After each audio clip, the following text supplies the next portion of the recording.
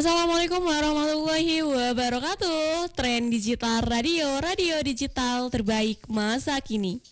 Selamat pagi Sobat Tren. Kembali lagi di Trending, Trend the Morning bareng Manda.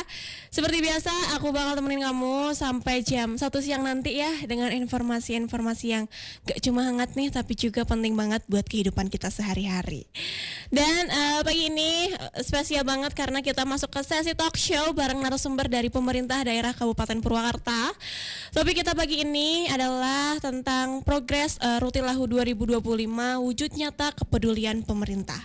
Kita akan bahas tuntas soal program perbaikan rumah tidak layak huni atau yang biasa kita kenal dengan Rutilahu ya Sobat Tren, khususnya yang sedang berjalan di Kabupaten Purwakarta. Program ini bukan hanya soal bangunan, tapi juga tentang kehidupan yang lebih layak dan bermartabat bagi warga yang membutuhkan. Dan sekarang sudah hadir di studio bersama kita nih Bapak Rizky Yunibar. Beliau adalah PPATK Kegiatan Rutilahu Kabupaten Purwakarta. Langsung aja kita sapa ya Sobat Tren. Selamat pagi Pak Rizky. Ya, selamat pagi Kak Amanda. Apa kabarnya pagi ini Pak? Alhamdulillah sehat. Alhamdulillah sehat. Terima kasih ya Bapak sudah meluangkan waktu untuk hadir di Trending. Pasti di tengah kesibukan Bapak yang lumayan padat ini ya Pak. Makasih banget udah hadir dan meluangkan waktu untuk menyapa warga Sobat Tren semua ya. Oke, Pak, nanti aku mau tanya-tanya mungkin ya seputar Rutilahu di Kabupaten Purwakarta tercinta ini. Tapi sebelum itu kita rehat dulu sebentar ya Pak. Nanti kita balik lagi. Jangan kemana-mana ya Sobat Tren, tetap stay tune terus di Tren Digital Radio, radio digital terbaik masa kini. Oke, Sobat Tren, kembali lagi tentunya masih di Trending, Trend in the Morning dengan sesi talk show Progres Rutilahu 2025, wujud nyata kepedulian pemerintah. Bersama narasumber Bapak Rizky Yunibar, PPATK Kegiatan Rutilahu Kabupaten Purwakarta. Oke, kita mungkin bisa dengan pertanyaan yang pertama ya Pak. Kita ke pertanyaan yang umum dulu ya Sobat Tren. Apa nih latar belakang dan tujuan utama dari program Rutilahu ini khususnya di Kabupaten Purwakarta? Jadi balik lagi ke visi dan misi sebetulnya ya. Iya, Visi dan misi dari Bapak Bupati itu sendiri kan tahun ini komitmen pengen terutama perbaikan buat pembangunan Rutilahu. Jadi tahun sekarang pun pemerintah daerah sudah mengalokasikan dana sekitar 12 miliar 200 ribu rupiah, 12 miliar 200 juta rupiah untuk pembangunan 305 unit rumah. Oke, jadi ini sesuai dengan visi misi Bupati Purwakarta ya Pak. Oke, tahun 2025 ini, berapa target jumlah rumah yang akan direnovasi melalui program Rutilahu? Target untuk tahun sekarang sekitar 305 unit rumah. 305 unit rumah ya. tidak layak huni berarti ya. Tapi untuk setengah tahun ini mungkin sudah tercapai berapa rumah Pak? Untuk sampai dengan akhir bulan ini Juli sekitar 46 unit rumah sudah terrealisasi. Jadi kalau di progres sekitar 15% lah. 15% berarti nanti setengah tahun lagi mungkin agak dikejar mungkin ya Pak targetnya. Oke. Nah, aku mau tahu nih Pak, kriteria atau syarat nih untuk warga mendapatkan bantuan program Rutilahu ini. Jadi ada sebetulnya kalau dilihat dari aspek Rutilahu itu sendiri, terutama dari bangunan nih yang disebut bangunan tidak layak itu sebetulnya ada 3. Yang pertama dari aspek keselamatan. Jadi aspek keselamatan itu si bangunan itu dilihat nih kira-kira pondasinya kuat nggak, ada nggak, dari kolom juga gitu, dari struktur terutama gitu, itu dari keselamatan bangunan. Terus yang kedua aspek kesehatan bangunan gitu, jadi si bangunannya itu secara pencahayaan ataupun misalkan penghawaan itu cukup nggak gitu. Terus juga kecukupan dari segi sanitasinya terlayani atau tidak, sama kebutuhan air minumnya gitu, apakah itu sudah ada atau tidak, itu sudah termasuk dari segi aspek kesehatan itu sudah tidak masuk gitu. Oke. Terus aspek yang ketiga nih yang terakhir, aspek kecukupan ruang gitu. Jadi kalau misalkan dalam satu rumah itu misalkan dihuni banyak orang, itu sudah dikategorikan sudah tidak layak. Jadi kan kalau udah lihat dari standar kan sebetulnya satu orang itu kecukupan ruangnya itu kan 9 meter persegi. Jadi kalau misalkan diasumsikan satu kakak misalkan 4 orang, jadi 4 kali 9 orang sekitar 36 meter persegi rumah gitu. Seperti itu mungkin. Jadi kalau misalnya kebanyakan orang mungkin ya Pak. Karena kan terutama di kawasan-kawasan kumuh kadang-kadang satu rumah itu terdiri dari beberapa kakak banyak. Iya gitu ya. Gitu. 10 orang gitu ya, itu berarti 3 kakak gitu ya. Gitu. Nah itu berarti sudah termasuk tidak layak huni gitu. Oke. Berarti Rutilahu ini kalau misalnya kan rumah yang mau dibangun ini berarti harus di tanah sendiri ya Pak? Iya harus di tanah sendiri. Berarti kalau di tanah negara tidak boleh ya? Jangan ya Sobat Tren ya, nanti digusur ya. Nah oke, nanti kita lanjut lagi ya Pak, tapi kita jeda sejenak lagi dengan lagu, tentunya ini lagu dari Tiara Andini ya, Kupu-Kupu. Ini cocok banget buat kamu yang mungkin lagi merasakan jatuh cinta ya Sobat Tren. Kita chill dulu sambil dengerin lagu ini. Oke Sobat Tren, kembali lagi tentunya masih bareng Anda di Trending, Trend the Morning. Spesial sesi talk show dengan tema program Rutilahu 2025 wujud nyata kepedulian pemerintah dengan narasumber Bapak Rizky Yunibar PPLTK kegiatan Rutilahu Kabupaten Purwakarta. Kita lanjut ya Pak. Oke. Nah Pak, siapa saja nih pihak yang dilibatkan dalam pelaksanaan program ini? Jadi yang dilibatkan ya pertama mungkin dari aparatur desa mungkin sebagai penggagas awal, yang pengusulan awal kan aparatur desa, dari kepala desa, terus dari LPM juga mungkin yang itunya sebagai penerima bantuannya LPM sebetulnya. Tuh, terus dari LPM itu apa Pak? Lembaga Pemberdayaan Masyarakat. Oke. Jadi dari desa mungkin ke LPM atau LPM dulu baru ke desa? Desa dulu. Ya, gitu. Jadi desa mungkin yang mengajukan mengajukan warga yang rumahnya tidak layak huni baru ke LPM gitu. Ya, nanti pelaksanaannya mah didampingi sama LPM. Oke. Nah, tadi kan Bapak sebutinnya pemerintah desa tentunya ya LPM. Terus mungkin masyarakat ya Pak. Juga. Nah masyarakat ini menjadi mungkin yang membuatkan rumahnya atau bagaimana? Jadi untuk pelaksanaan pembangunannya itu sendiri LPM, terus mungkin dari masyarakat itu sendiri kan harus ada gotong royong, ada swadaya gitu. Jadi semua unsur dilibatkan gitu. Oke, jadi masyarakat yang membantu membuatkan rumah gitu ya. Oke. Nah, tadi kan Bapak sudah menjelaskan ya tentang mekanisme pengajuan penyaluran bantuan Rutilahu. Mungkin dari desa dulu ya Pak. Dari desa diajukan ke dinas. Nah dari dinas nanti mungkin ada yang visit ya Pak ke rumah. Ada yang verifikasi nanti. Ada yang verifikasi ke rumah mungkin ya. Nanti dibantu juga sama LPM ya. Jadi dinas ini memberikannya secara uang tunai atau bahan-bahan bangunan Pak? Lebih ke bantuan uang tunai sebetulnya, nanti LPM yang membelanjakan bahan bangunannya sesuai kebutuhan. Oke, berarti tadi 12,2 miliar ya Pak? Yeah. Berarti satu rumah berapa dapatnya? Sekitar 40 juta. Sekitar 40 juta. Oke. Nah, pasti kan dinas ini menjadi yang mengawasi ya Pak. Jadi kan yang turun langsungnya LPM dan masyarakat dan desa ya. Yeah. Nah, bagaimana sistem pengawasannya agar pelaksanaan program ini tepat sasaran dan transparan?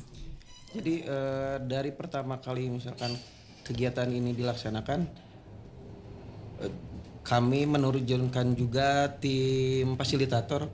Oke. Gitu. Jadi fungsinya dari mulai verifikasi awal itu dari proposal, terus verifikasi kelayakan calon penerima bantuannya itu sendiri gitu, terus kelayakan nanti tadi bangunannya itu sendiri gitu, terus ketika pelaksanaannya juga si fasilitator ini yang mendampingi selama pembangunan dan pelaporan gitu. Oke. Jadi ada fasilitatornya. Ada fasilitator. Dari dinas mungkin ya dari Pak. Dinas. Oke.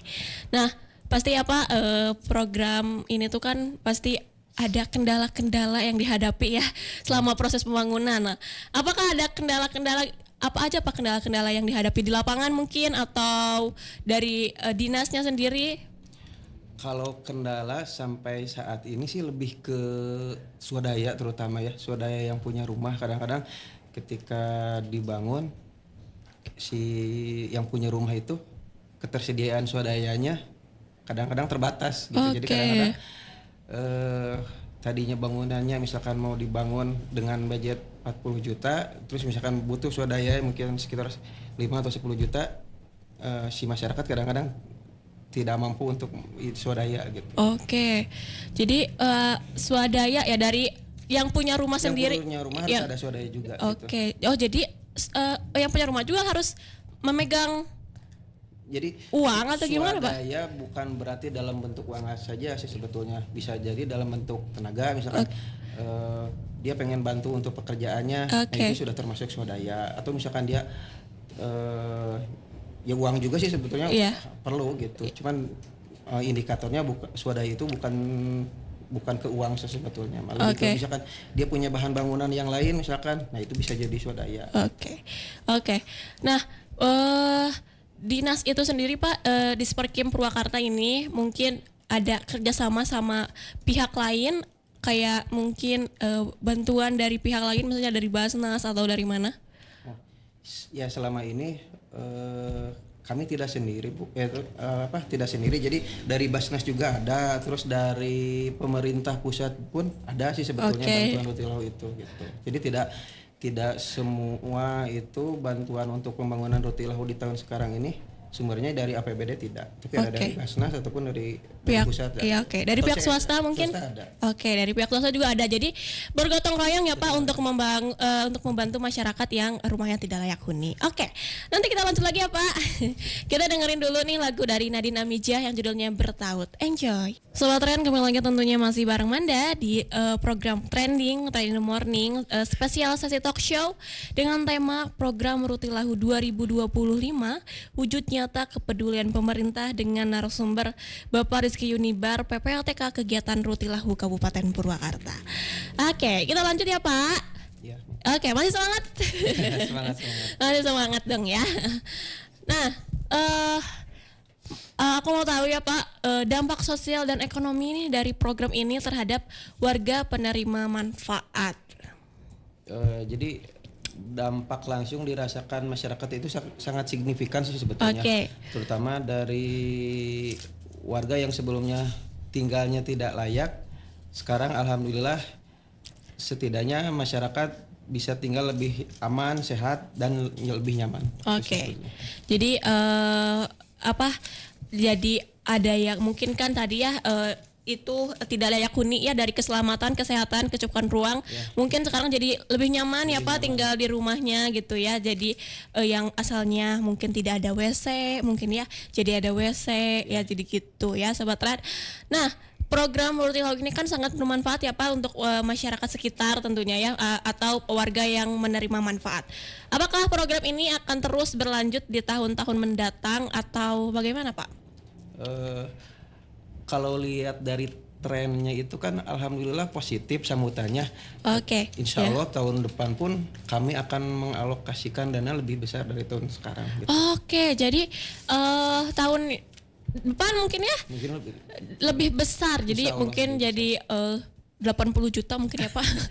Jadi 2 kali lipat ya. Kalau panggungan mungkin masih sama 40 juta, tapi dari segi jumlah mungkin jumlah rumahnya mungkin ya, yang asalnya 300 sekian mungkin jadi bisa jadi 500. Apakah nanti mungkin di tahun depan atau di tahun yang akan datang ya Pak, apakah ada inovasi atau pembaruan sistem yang akan diterapkan dalam program Rutilahu tahun ini? Kalau sekarang sih lebih ke rehab sih sebetulnya. Mudah-mudahan kalau tahun depan inovasinya lebih ke, insya Allah lebih ke pembangunan mungkin ya. Kalau misalkan anggarannya mencukupi gitu. Kalau tahun sekarang rehab berarti yang tadi aku sebutin ya, mungkin yang tadinya nggak punya WC mungkin jadi punya WC ya Pak. Nah kalau tahun depan mungkin dari nol ya. Insya Allah. Dari nol dari kita. Inovasinya seperti itulah. Mungkin kita doain aja ya, semoga terrealisasi dan jumlahnya makin banyak ya Pak. Amin. Amin. Nah, bagaimana nih Pak cara koordinasi antara pemerintah kabupaten dan provinsi dalam penguatan program Rutilahu ini? Lebih ke itu sih sebetulnya sharing kegiatan. Jadi kan Oke. selain dari Pemda setempat kan dari provinsi pun banyak kegiatan Rutilahu gitu ya. Makanya kami tidak berhenti tidak apa lebih sering gitu intens dalam hal Berkomunikasi seperti gitu itu. ya. Mudah-mudahan dari provinsi ataupun dari pusat pun bisa mengalokasikan dana ke Kabupaten Purwakarta untuk kegiatan Rutilahu. Ya gitu ya. Nanti kita doain aja ya semoga pemerintah kabupaten dan pemerintah provinsi mungkin bekerja samanya lebih intens ya Pak, supaya program Rutilahu ini berjalan dengan sebagaimana mestinya. Oke, kita chill dulu ya Pak sambil dengerin nih lagu, mungkin lagu nostalgia dari Chrisye yang judulnya Kala Cinta Menggoda. Enjoy. Oke, Sobat Tren masih bareng Manda tentunya, masih di program Trending, Trending Morning dengan sesi talk show program Rutilahu 2025 wujud nyata kepedulian pemerintah dengan narasumber Bapak Rizky Yunibar, PPLTK Kegiatan Rutilahu Kabupaten Purwakarta. Oke, Pak, kita tahu ya bahwa pada tanggal 19 Juni 2025 lalu nih terjadi pergeseran tanah nih di Desa Pasir Munjul, Kecamatan Sukatani ya. Nah, aku mau tahu nih bagaimana respon cepat dari pemerintah Kabupaten Purwakarta dalam menangani dampaknya terhadap rumah warga. Kan rumah warga banyak yang rusak ya Pak waktu kejadian musibah kemarin. Jadi salah satu tanggap cepat darurat dari pemerintah daerah yang pertama menyiapkan hunian sementara sebetulnya kemarin warga yang terkena dampak. Jadi kemarin warga-warga yang terkena dampak untuk sementara diberi santunan untuk sewa sementara untuk hunian. Nah setelah itu pemerintah daerah pun sedang menyiapkan untuk relokasi hunian untuk pembangunan barunya gitu. Jadi sekarang lagi tahap perencanaan sama urus izin ke PTPN. Berarti itu pure semua dari pemerintah Kabupaten Purwakarta Pak. Jadi warga yang terkena dampak ini dibuatkan rumah lagi gitu ya? Iya seperti itu. Oke, wow. Terima kasih ya kepada mungkin aku juga ini penasaran ya dari kemarin gimana ya maksudnya di Desa Pasir Munjul kan banyaknya warga yang terdampak juga ya Pak, yang rumahnya mungkin hancur gara-gara pergeseran tanah. Ternyata akan dibuatkan rumah ya, dan sekarang mungkin lagi sewa mungkin ya sementara sewa sebelum dibuatkan rumah, dan sekarang sudah tahap perencanaan ya Sobat Tren. Oke. Nah, apakah program Rutilahu ini juga dialokasikan khusus untuk wilayah yang terdampak bencana tersebut? Misalnya ada anggaran berapa untuk untuk membangun rumah gitu Pak, tapi yang bencana. Kalau untuk yang bencana sih sebetulnya di luar itu kami menyiapkan anggaran sekitar 300 juta. Oke. Itu untuk yang terkena bencana. Tapi jumlah unitnya terbatas sekitar 10 unit gitu. Oke, jadi terbatas ya sekitar 300 juta untuk yang terdampak bencana. Tapi itu berarti di luar program Rutilahu ya Pak? Iya. Oke, berarti di luar program Rutilahu. Bukan untuk yang Pasir Munjul ya? Iya, berarti itu untuk keseluruhan mungkin ya. Oke. Seperti biasa kita jeda dulu sejenak ya Pak, sebelum nanti dilanjut lagi mungkin closing statement dari Bapak sendiri ini tentang program Rutilahu Kabupaten Purwakarta ini ya Pak. Nanti kita lanjut lagi ya, tapi kita dengerin dulu lagu dari Payung Teduh yang judulnya Untuk Perempuan yang Sedang Dalam Pelukan. Oke, Sobat Tren, kembali lagi tentunya masih bareng Manda di program Trending in the Morning, spesial sesi talk show dengan tema program Rutilahu 2025 wujud nyata kepedulian pemerintah dengan narasumber Bapak Rizky Yunibar, PPLTK Kegiatan Rutilahu Kabupaten Purwakarta. Oke, Sobat Tren, karena sekarang sudah hampir 1 jam ya sesi talk show ini berlangsung, itu artinya kita akan menutup sesi talk show ini dengan closing statement dari Bapak Rizky Yunibar ini. Mungkin Pak ada pesan khusus untuk warga Kabupaten Purwakarta tentang Rutilahu Kabupaten di Purwakarta ini. Jadi program Rutilahu ini bukan hanya sekedar membangun rumah, tapi lebih ke penyediaan rumah yang layak bagi masyarakat. Jadi harapan kami semoga kegiatan Rutilahu ini di tahun sekarang ataupun tahun-tahun ke depan bisa berjalan dengan lancar. Amin gitu ya. Amin ya. Kita doain ya Sobat Tren. Semoga program Rutilahu ini adalah memberikan manfaat yang luar biasa untuk masyarakat penerima manfaat ya. Lah, luar biasa ya Sobat Tren, kita jadi makin paham nih bahwa program Rutilahu ini bukan sekedar pembangunan fisik, tapi juga bentuk nyata perhatian pemerintah terhadap hak dasar warganya, tempat tinggal yang layak dan aman. Terima kasih banyak Pak Rizky Yunibar sudah hadir pagi ini dan memberikan informasi yang sangat penting. Semoga program Rutilahu 2025 berjalan lancar dan semakin banyak warga yang merasakan manfaatnya ya Pak. Amin. Buat Sobat Trending yang punya yang mungkin punya keluarga atau tetangga yang belum tahu soal program ini, jangan ragu bantu kasih info ya Sobat Tren. Nanti Manda bakal balik lagi di jam jam setengah 12 kali ya. Kita nunggu azan dulu ya Sobat Tren. Aku bakal balik lagi sampai jam 1 siang nanti. Tetap stay tune terus di Trending Tayno Morning bareng aku Manda.